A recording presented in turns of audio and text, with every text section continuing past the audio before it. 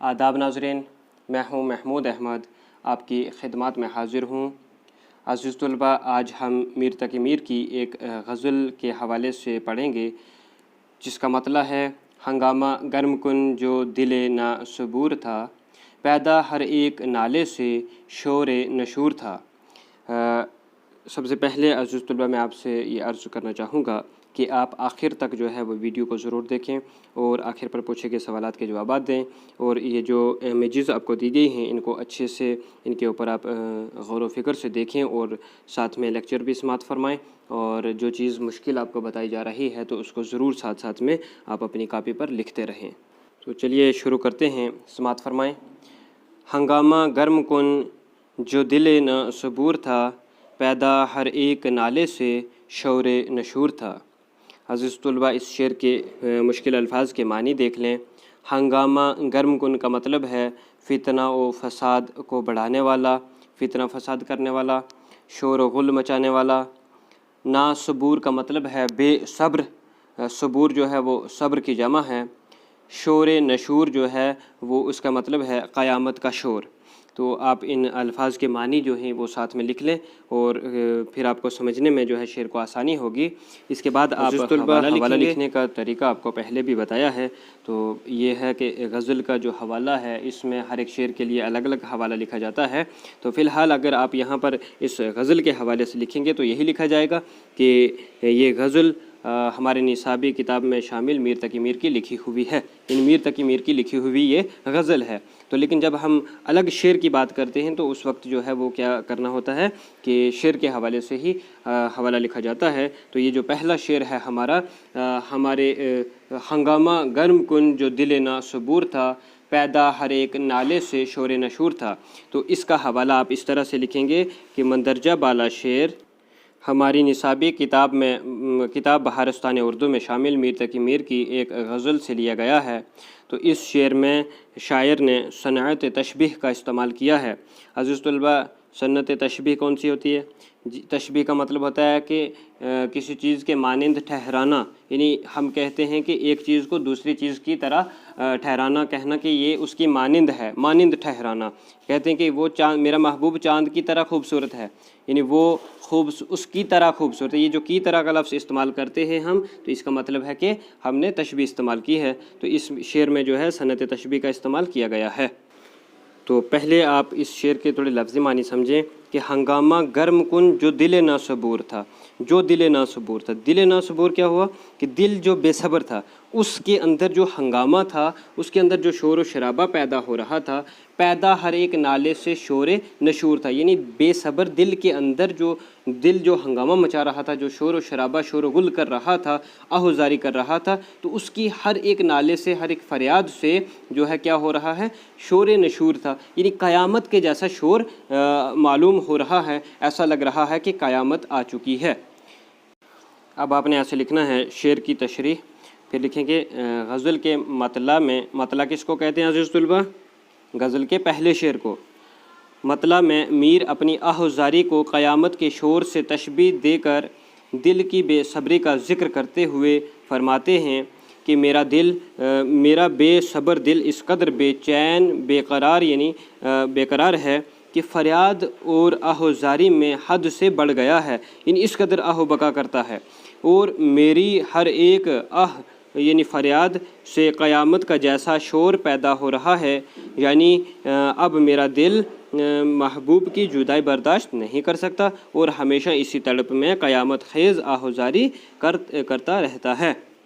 इस शेर से आप क्या मानी समझे कि शायर जो है वो बेबस, अब अपनी बेबसी का आलम ज़ाहिर करता है और दिल की बेसब्री का, कि मेरा दिल इतना बेसब्र हो चुका है, यानी महबूब की जुदाई अब बर्दाश्त ही नहीं कर सकता, महबूब के बग़ैर वो रह ही नहीं सकता। उसका दिल जो है वो हमेशा तड़पता रहता है और हमेशा उस तड़प में जो आहुजारी करता है, रोता है दिल, तो उसकी जो तड़प है उसके रोने से ऐसा मालूम होता है कि क़यामत बर्पा हो चुकी है, क्योंकि क़यामत के वक्त जो है वो शोर होगा, नफ्सी नफ्सी का आलम होगा, हर कोई बेबस हो मजबूर होगा।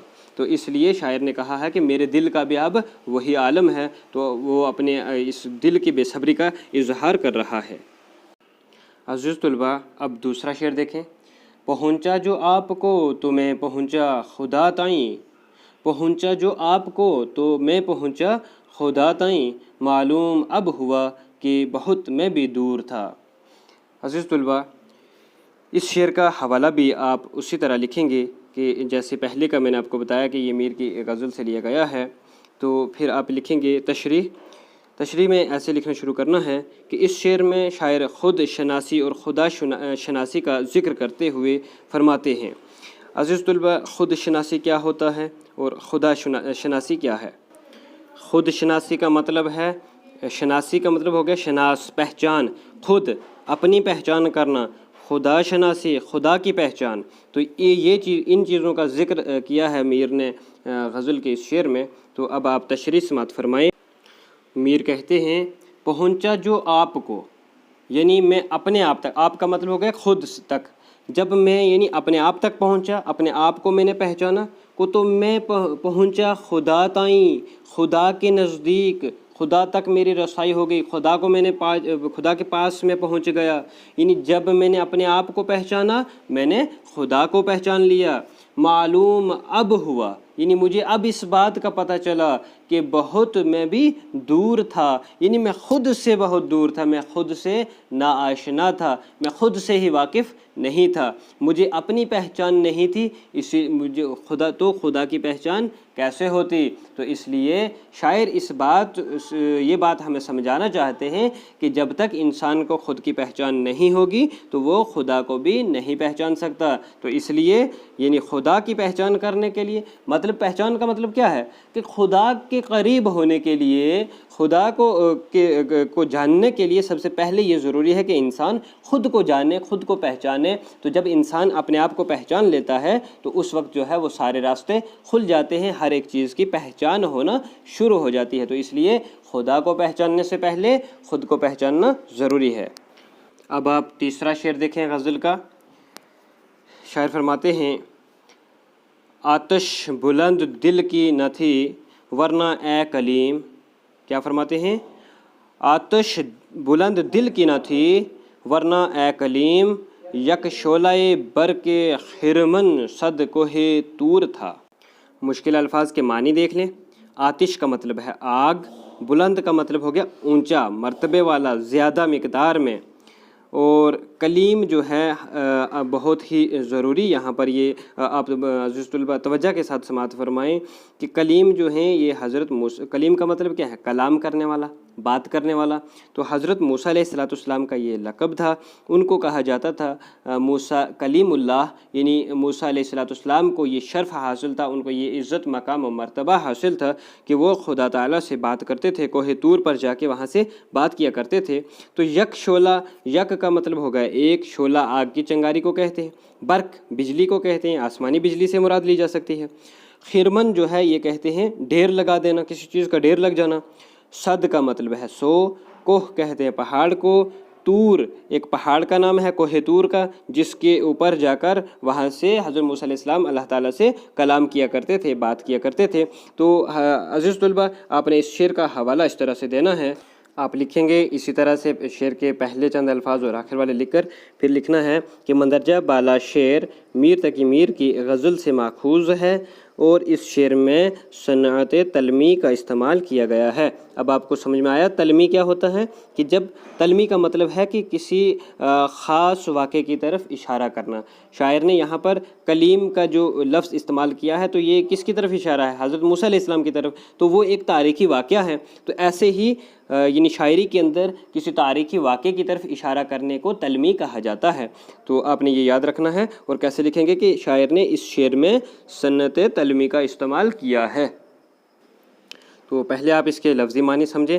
آتش بلند دل کی نہ تھی، یعنی دل کے اندر کون سی آگ ہوتی ہے؟ عشق کی آگ ہوتی ہے، عشق کی تڑپ ہوتی ہے۔ تو میر تقی میر جو ہیں حضرت موسیٰ علیہ السلام سے مخاطب ہو کر ان سے بات کرتے ہیں کہ اے موسیٰ علیہ السلام، آپ کی دل کی جو آگ تھی، دل کے اندر جو عشق کی تڑپ تھی وہ زیادہ نہ تھی، وہ عشق کی حد تک نہیں تھی، ورنہ اے کلیم، ورنہ اے کلیم، اے موسیٰ علیہ السلام، یک شعلہ برق خرمن صد کوہ طور تھا۔ اگر آپ کے اندر وہ جلن ہوتی، وہ تڑپ ہوتی عشق کی، تو کیا ہوتا؟ ایک آگ کی جو چنگاری تھی، عشق کی ایک چنگاری سے بھی کیا ہو سکتا تھا؟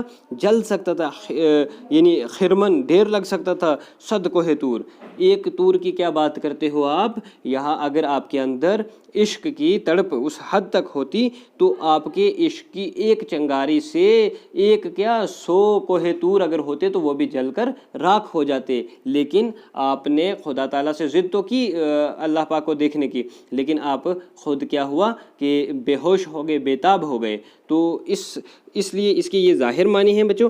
تو اب آپ اس کی صحیح طرح سے تشبیہ دیکھیں، اصلاحی معنوں میں تفصیل سے آپ کیسے لکھیں گے۔ اور بچوں یاد رکھنا کہ حضرت موسیٰ علیہ السلام جب اللہ تعالیٰ سے بات کرتے تھے، کلام کیا کرتے تھے، تو ایک بار موسیٰ علیہ السلام نے ضد کی کہ اللہ میں آپ کو دیکھنا چاہتا ہوں، آپ کا جلوہ دیکھنا چاہتا ہوں۔ تو اللہ پاک نے فرمایا کہ اے موسیٰ علیہ السلام آپ میری تجلی کو، جلوے کو برداشت نہیں، تاب نہیں لا سکتے، برداشت نہیں کر پاؤ گے۔ تو موسیٰ علیہ السلام نے ضد کی، تو اللہ پاک نے ان کی ضد پر کیا کیا کہ اپنے نور کی ایک تجلی جو ہے وہ کوہ طور پر ظاہر کی۔ تو حضرت موسیٰ علیہ السلام سے کہا کہ کوہ طور پہ دیکھو۔ تو جب موسیٰ علیہ السلام نے دیکھنا چاہا تو کیا ہوا کہ وہ جو موسیٰ علیہ السلام بے ہوش ہو کر گر گئے، تو کوہ طور جو تھا وہ اس تجلی سے جل کر راکھ ہو گیا۔ تو اسی حوالے سے میر تقی میر نے اس طرف اشارہ کیا ہے۔ تو میر فرماتے ہیں اس شعر میں شاعر حضرت موسیٰ علیہ السلام سے مخاطب ہو کر فرماتے ہیں کہ موسیٰ علیہ السلام، آپ کو خدا کو دیکھنے کا شوق تو تھا، لیکن آپ خدا کے جلوے کی تاب نہ لا سکے اور بے ہوش ہو کر گر پڑے۔ اگر آپ کے دل میں خدا کو دیکھنے کا شوق یعنی عشق کی حد تک ہوتا تو پھر اس عشق کی آگ کے شعلے سے طور جیسے اگر 100 پہاڑ بھی ہوتے جل کر راکھ کے ڈھیر میں تبدیل ہو جاتے، لیکن آپ کے دل میں دراصل محبوب حقیقی کے دیدار کی تڑپ اور لگن موجود نہ تھی، اسی لیے آپ ایک جھلک کی بھی تاب نہ لا سکے۔ گویا محبوب کا دیدار کرنے کے لیے پہلے اپنے دل میں کیا ہونا چاہیے؟ پہلے اپنے دل میں عشق کی آگ کو تیز کرنا پڑتا ہے، یعنی عشق کی اس حد تک پہنچنا پڑتا ہے، تب جا کر محبوب کا دیدار ہو سکتا ہے۔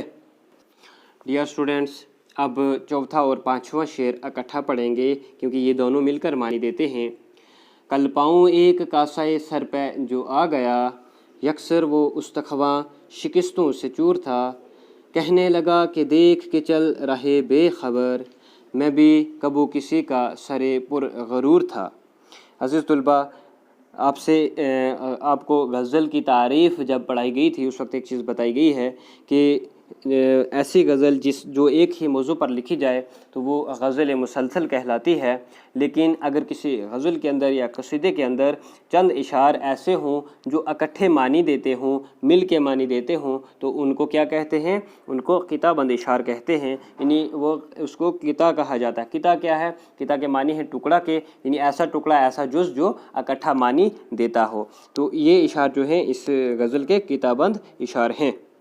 اب آپ ان دونوں اشعار کا حوالہ اکٹھے دیں گے اور ایسے لکھیں گے حوالہ: یہ اشعار میر کی غزل میں شامل ایک قطع ہے، ان دو اشعار میں ایک مختصر کہانی بیان کی گئی ہے۔ اب آپ لکھیں گے، تشریح لکھنی ہے، اشعار کی تشریح۔ یہاں آپ شعر نہیں لکھیں گے کیونکہ دونوں اشعار کو ہم اکٹھا ان کی تشریح لکھ رہے ہیں، تو آپ نے لکھنا ہے اشعار کی تشریح۔ آپ ایسے لکھیں گے کہ ان قطع بند اشعار میں شاعر فرماتے ہیں، کیا فرماتے ہیں؟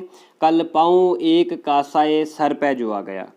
کاسۂ سر کس کو کہتے ہیں؟ کاسا کا مطلب ہے پیالہ، اور سر ہو گیا سر ہمارا، تو سر کا پیالہ، سر کی کھوپڑی جو ہے اس کو کہتے ہیں کاسۂ سر۔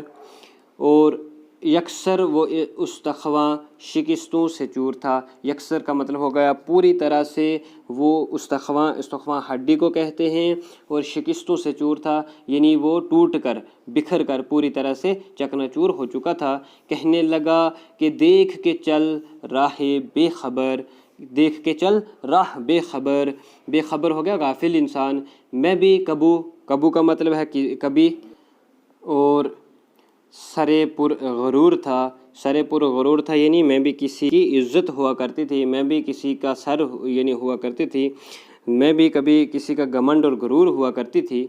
تو اب آپ اس کی تشریح اس طرح سے دیکھیں گے کہ شاعر فرماتے ہیں کہ کل پاؤں ایک کاسۂ سر پہ جو آ گیا۔ شاعر فرماتے ہیں کہ جب میں راستے میں چل رہا تھا کہیں تو میرا پاؤں جو ہے وہ ایک کاسۂ سر پہ، سر کی کھوپڑی پہ، یعنی کھوپڑی کس کی ہوگی جس پہ پاؤں پڑے گا؟ کوئی مرے ہوئے انسان کی ہوگی.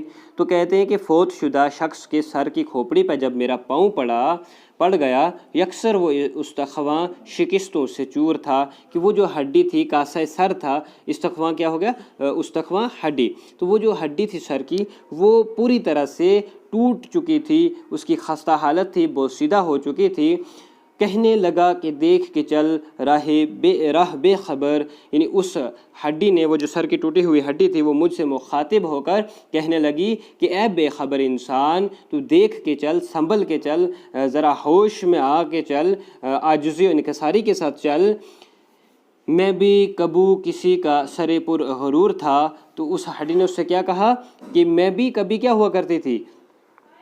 کسی انسان کے، جیتے انسان کے، زندہ انسان کے سر کا غرور تھی. میں بھی اسی طرح تیری طرح اکڑ کے چلا کرتی تھی. جو انسان تھا میں بھی یعنی کیا کرتی تھی؟ اسی طرح اکڑ کے چلتی تھی. گھمنڈ تھا، مجھے بھی غرور تھا، عزت تھی، شہرت تھی. لیکن آج میں کہاں ہوں؟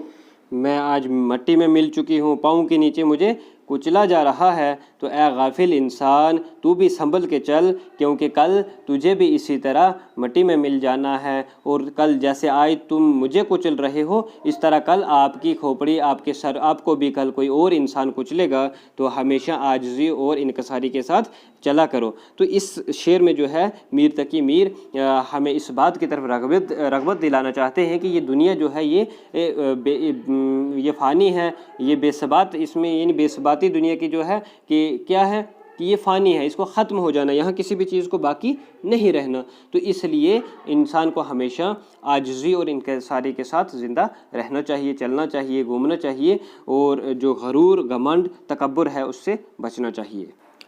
ڈیئر اسٹوڈنٹس، اب ہم غزل کا آخری شعر دیکھیں گے. غزل کے آخری شعر کو کیا کہتے ہیں؟